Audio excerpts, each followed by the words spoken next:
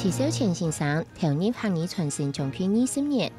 以用了8年的時間寫出一本2000多頁、200多萬字嘅台灣4言腔、6腔客家話詞典。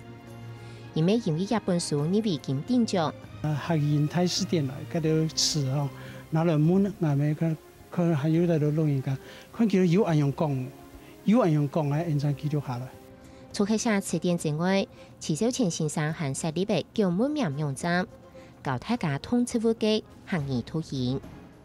池小千先生同時咪係客家電視台嘅語言顧問，無論係新聞記者批言，也係各類節目嘅客語發言，都會本記定最正確嘅指導，睇客家語言貢獻項實至名歸。